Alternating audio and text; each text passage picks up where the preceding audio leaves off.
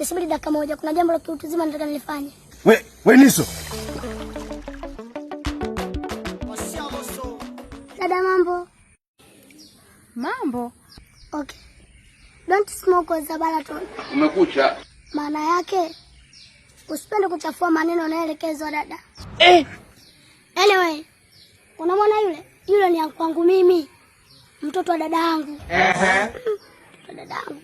Yaani yule kifupi mimi namuita anko. Okay. Sasa kwangu yule ana magari, ana nyumba, anamiliki gorofa, anamiliki viwanja, anamiliki kitanda.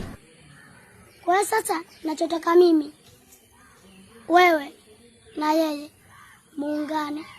Nataka nikuite shangazi. Muzanisha. Dadangu, naona uko kuchangamka. Goodbye.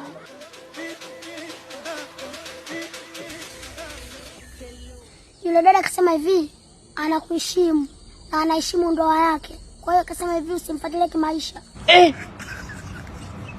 Aujourd'hui aussi c'est We Niso. Tulia kwanza. Kwa hiyo wewe ndo unamtuma ule mtoto akafikisha maneno machafu kwa mke wangu? Niso, mwasielewi. Wamsikilize vizuri huyo, mbona anaeleweka?